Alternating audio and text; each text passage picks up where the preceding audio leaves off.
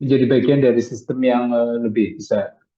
Malah 5 tahun kami yakin cukup banyak yang bisa kita pelajari, terutama bagaimana memanage tentang defisit dari biaya pembelian layanan untuk kemudian bisa ditutup dengan penerimaan dari operasi.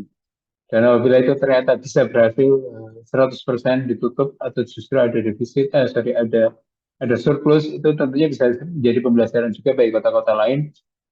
Apakah karena sistem itu benar-benar dilindungi, kemudian difasilitasi dengan distribusi bangkitan dan tarikan perjalanan yang memungkinkan lebih banyak penumpang untuk bisa menggunakan sistem itu, sehingga pembayaran tiket dan juga subsidi yang diberikan bisa memberikan performa keuangan yang baik. Selamat ke Pak Irun dan Binjai untuk sudah memulai ini dan kesiapannya juga menjadi bagian dari sistem yang lebih besar di skala lebih general. Demikian aja, Bu Presidi. Baik, terima kasih Pak Arief. Ada lagi Bapak Ibu yang mau ditanyakan atau mau mengomentari atau memberi masukan? Monggo dipersilahkan. Kita akan batasi nanti sampai dengan katakanlah jam 2:30. Masih ada waktu 10 menit.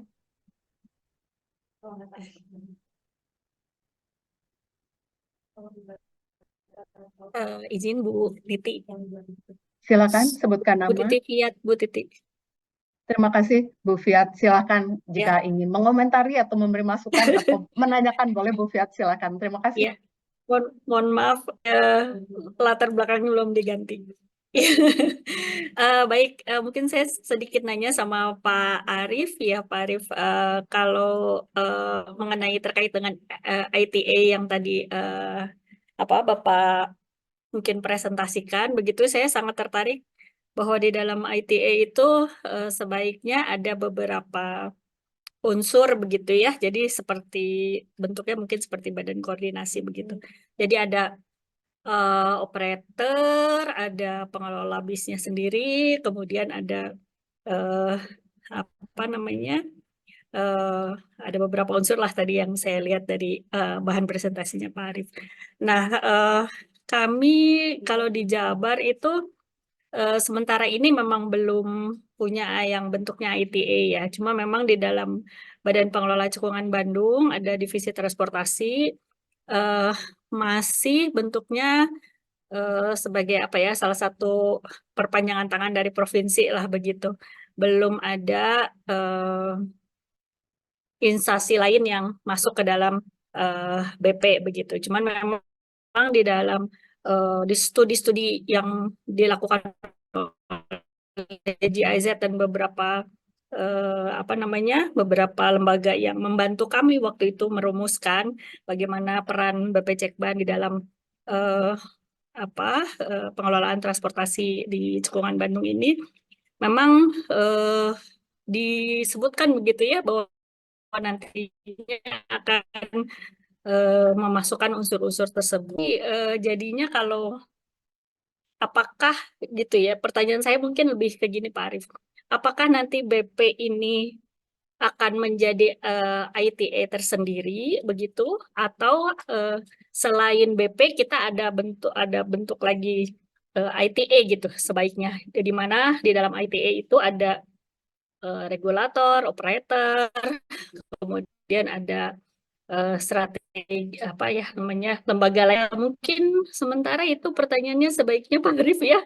Saya tadi agak tergelitik gitu, apakah kita Jabar perlu bikin juga ITA tersendiri, karena kalau dari GIZ dan dari teman-teman ITB waktu itu istilahnya tuh kayak BP Cekban defisit transportasi ini akan difungsikan sebagai ITA gitu. Nah ini berarti kalau ngelihat dari alternatif yang Pak Arief bikin, mungkin ada dua bentuk ya, ada dua alternatif begitu. Kita bisa BP Cekban yang dirubah jadi ITA, atau ITA-nya yang kita bikin lagi ITA gitu. Mungkin mohon masukannya Pak Arief. Terima kasih. Assalamualaikum warahmatullahi wabarakatuh. Waalaikumsalam. Silakan Pak Arief langsung. Baik, terima kasih Bu Fiat untuk mengangkat ini sebagai bagian dari diskusi, karena ini akan jadi pembelajaran bersama. Ya memang bisa membuat dua alternatif, tapi menurut saya lebih baik evolusi dari organisasi yang sudah disiapkan. Karena ada proses pembelajaran yang itu lebih baik daripada ada satu entitas baru yang mungkin tidak punya experience cukup untuk bisa mengambil hal positif dan menghilangkan hal negatif dari sistem yang sudah ada. Singapura menggunakan ITA, yang kurang lebih juga concernnya sama, memastikan subsidi itu tidak makin lama makin banyak. Karena di Jogja dan beberapa tempat itu keluhannya adalah subsidinya kok nggak turun-turun. Kalau Jogja jelas kesalahannya bahwa karena dia tidak dedicated, lainnya nggak dedicated sehingga pasti akan macet. Seperti kasus di Medan bahwa setiap sore mereka berusaha untuk agak ngebut gitu, karena untuk mengejar setoran kilometernya. Which is sesuatu yang tidak semestinya karena unsur safety kan menjadi sangat penting. Kemudian model yang tadi kita sampaikan sebenarnya memastikan bahwa interest dari masing-masing pihak, tapi terutama sebenarnya bukan interest, tapi knowledge, karena itu sebagai sebuah knowledge system. Yang jelas masing-masing daerah harus punya share, tidak bisa lepas tangan begitu saja, karena yang dilayanilah penduduk masyarakat yang sebenarnya originnya adalah mungkin di masing-masing kota tersebut. Ini bagian dari pelayanan kepada masyarakat. Golden share itu sebenarnya lebih kepada ada voice yang kuat untuk bisa memastikan ketika ada direction tertentu untuk perubahan sistem, perubahan mekanisme, perubahan rancangan, agar suara dari masing-masing daerah itu bisa terpenuhi di sana. Kemudian ada aspek akademisi. Ya, kenapa perlu ada aspek akademisi ataupun research center? Karena butuh satu solusi yang smart. Kalau kita hanya lepas kepada nyatakan pemerintah atau instrumen-instrumen birokrasi tanpa adanya satu knowledge center, maka itu akan berat sebenarnya. Karena apa? Tugas berat utamanya memang sebenarnya adalah memastikan layanan yang baik, biayanya makin lama makin rendah, bukan subsidinya makin lama makin besar. Kemudian kenapa di situ ada juga transport operator? Sebaiknya yang kita yang kelola, yang kita masukkan adalah bukan interest bisnis dari operator dalam arti sempit ya. Karena banyak kasus sebenarnya operator yang kemudian numpang mulio, sorry ini bahasa Jawa, ikut menjadi bagian dan menikmati sistem yang newly established tanpa kemudian berusaha untuk menjadi bagian dari risiko. Nah, harapannya sebenarnya bagian dari sistem komponen tadi, ada RVMISTI, kemudian ada pemerintah yang memiliki golden share, dan juga ada operator. Karena operator sebenarnya yang tahu lapangan dengan lebih teliti, dengan lebih persis, dan bisa memberikan masukan, tanpa harus mengutamakan kepada kepentingan yang semata-mata dilindungi untuk kepentingan operator. Karena memang harus hati-hati. Banyak kasus juga ketika operator masuk atau chip in dalam pengambilan keputusan, ternyata kepentingannya bukan kepentingan publik, tapi kepentingan operator itu. Tapi yang knowledge terbesarnya sebenarnya mereka yang punya pengalaman lapangan, punya tahu, dan terutama ketika misalnya ada sistem yang di setup oleh pemerintah ternyata membuat bisnis mereka tidak sustain. Nah itu yang harus disampaikan. Kami minta untuk ada perubahan ini dan seterusnya. Jadi menurut saya cukup penting sebenarnya tiga komponen itu masuk dalam sistem untuk improving the quality of the system itu sendiri. Karena kita benar-benar membutuhkan satu kolaborasi, satu kerjasama antara semua pihak secara positif. Yang kita garap adalah tidak semata-mata interest kelompok atau pribadi, tapi adalah sebenarnya untuk kepentingan publik. Something good for public is something good for business. Itu yang menjadi sangat penting sebenarnya. Kita ingin memastikan bahwa apa yang kita garap nanti, semua perannya miliknya yang terbaik untuk masyarakat, yang terbaik untuk publik. Sehingga kemudian pilihan dan decision making untuk opsi-opsi yang tersedia juga akan selalu fokus kepada sana. Bukan untuk kepentingan saya, kepentingan pribadi, atau kepentingan satu kelompok, tapi untuk kepentingan yang lebih besar lagi. Jadi mungkin message-nya itu yang paling penting, apapun bentuknya nanti, pastikan bahwa kita lah bekerja untuk masyarakat. Sistem yang kita buat untuk memudahkan masyarakat mencapai tujuan tersebut. Itu aja sedikit, bukan filosofi, tapi mungkin penekanan penting yang perlu kita sampaikan. Terima kasih banyak Bu Fiat Ya, untuk makasih Pak Arif kontribusinya. ya atas insight-nya. Nanti kami coba dalami lagi untuk di daerah kami. Ya, terima kasih Pak Arif. Ya, Terima kasih Bu ya. Titi. Terima kasih Bu Fiat. Satu kesempatan lagi pertanyaan jika masih ada.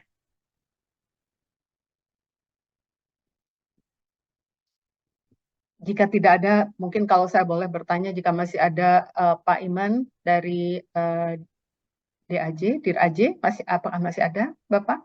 Atau sudah tidak ada?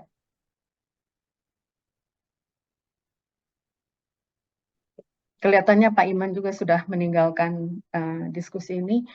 Apabila mungkin tidak ada yang ditanyakan lagi, saya kasih kesempatan lagi masih. Atau Pak Hans masih ada yang mau ditambahkan? Tadi saya hanya memberikan waktu pendek kepada Bapak, hanya 20 menit. Apabila Bapak ada yang mau ditambahkan, silakan Pak untuk sekaligus nanti sebelum ditutup oleh Pak Arif. No, thank you. I have nothing more to add, just to thank you for the presentation and a very interesting seminar. I'd like to learn more about ITA with some of the colleagues at the, here. So, and I hope that the presentations can be shared also. But thank you for an excellent event, and I'm grateful to have been invited to this event. Thank you. Terima kasih Pak Hans. Tentunya kami semua nanti berharap yang terbaik untuk Cekungan Bandung dan Medidangro BRT agar bisa menjadi contoh bagi kota metropolitan lain. Terakhir kami sampaikan ke Pak Arif saja untuk bisa memberikan sedikit kesimpulan Pak tentang webinar ini dan juga sekaligus menutup acara ini. Silakan Pak Arif. Baik, terima kasih banyak Bu Restuti.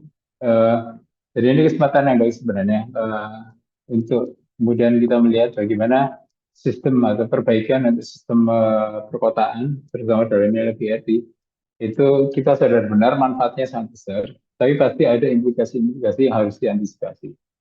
Ini harusnya masing-masing kota tidak hanya melihatnya, oh ini satu yang bagus, tapi kita lihat kira-kira implikasinya apa, kemudian apa yang harus kita lakukan secara bersama-sama, agar hal-hal negatif itu bisa diantisipasi sebelum dieksekusi. Karena kalau sudah dieksekusi, kemudian ada hidden information tentang implikasi negatif. Sebenarnya bukan implikasi negatif ya, tapi sesuatu yang barangkali harus bisa diimprove sebelum dieksekusi, itu sebaiknya memang dilakukan sekarang. Dan terima kasih tadi ya concern, komitmen, dan juga terima kasih Pak Hans yang sudah bisa sharing, berbagi, dan saya juga berharap sebenarnya ya ini ada catatan dari Pak Rahmat ya, benar sekali mitigasi kendala. Baiknya semua kendala kita expose hari ini atau saat ini atau minggu-minggu ini atau bulan-bulan ini sebelum benar-benar diimplementasikan sehingga bisa diantisipasi. Jadi sebenarnya salah satu tujuan dari webinar ini itu sebenarnya untuk antisipasi atau mitigasi kendala dan mungkin akan fokus kepada ketika sistem ini akan di handover ke daerah. Apakah benar-benar sudah siap dari sisi infrastruktur, sampai juga dari sisi keuangan dan pelembagaannya. Karena tanpa itu, jangan sampai ini menjadi kasarnya proyek mangkrak. Di banyak kota yang kemudian membuat infrastruktur baru, terminal, kemudian akhirnya mangkrak, ketika tidak digunakan dengan semestinya. Tapi harapannya saya yakin kalau kita lihat dari komitmen BJ sudah terlihat bahwa ini akan jadi ini. Karena yang sudah dilaksanakan juga akhirnya bisa dilaksanakan. Artinya bisa dilaksanakan dengan baik. Kemudian kita berharap sebenarnya ini tidak semata-mata urusan transport, ini urusan perkotaan, sehingga elemennya menjadi lebih banyak dan kontribusi dari masing-masing sektor bisa menjadi bagian dari perbaikan. Karena kalau tidak akan lebih berat juga oleh sektor transportasi kalau dia harus menanggung semua beban mobilitas yang semestinya bisa berbagi dengan sektor lain.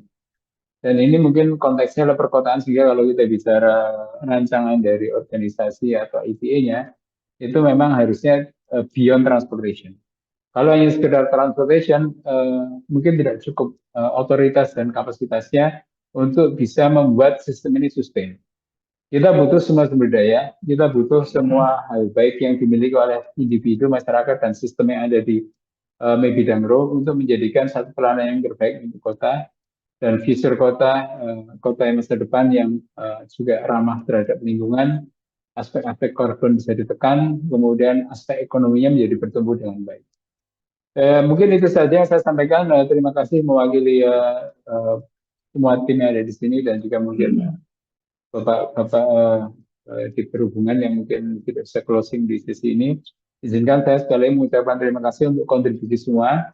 Yang tidak menyampaikan pendapat, kami hargai karena itu kemudian menjadi telinga institusi di masing-masing daerah sehingga kemudian bisa menyampaikan dan mungkin memberikan feedback. Kita sangat senang kalau nanti ada feedback apakah melalui langsung kepada Agustinus ataupun juga melalui sistem yang ada, dan mungkin di sini ada project management consultant yang mungkin bisa menjadikan telinga juga Bapak Ibu mumpung ini masih dalam proses pengembangan. Jangan sampai sudah terjadi baru berteriak. Tapi sampaikan sekarang sehingga mungkin bisa diantisipasi semuanya dan belajar dari kota lain termasuk tidak hanya di Indonesia, tapi kekhasan Indonesia dan kekhasan Medan menjadi satu yang penting untuk kita bisa memastikan ini cocok untuk kota Medan, ini cocok untuk orang Medan, ini cocok untuk sistem ekonomi di Medan.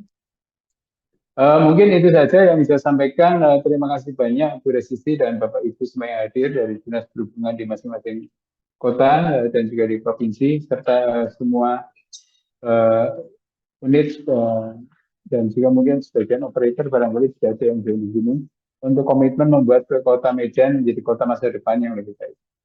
Demikian saya kembalikan kepada pembawa acara, moderator di Resisti. Assalamualaikum warahmatullahi wabarakatuh. Salam sehat, salam sejahtera Horas. Terima kasih Pak Arief sudah bersemangat. Sekali lagi kepada Bapak Ibu sekalian, terima kasih untuk telah join dengan webinar ini. Semoga memberikan manfaat yang banyak. Mohon maaf atas segala kekurangan selama memoderasi acara ini. Semoga ke depan akan bisa menjadi diskusi-diskusi yang lebih baik lagi. Terima kasih semuanya. Pak Darwin, tidak ada pantun untuk penutup? Ada satu. Berat saja Pak. Baik, silakan Pak Ada Darwin. satu. Ya, buah mangga, buah kuning. Cakep. Buahnya masak, mari dimakan. Cakep. Acara Cakep. terakhir sampai di sini, salah dan janggal, mohon dimaafkan. Horas. Horas. Horas, Terima kasih terima Pak kasih. Darwin. Baik, Terima kasih. kami izin untuk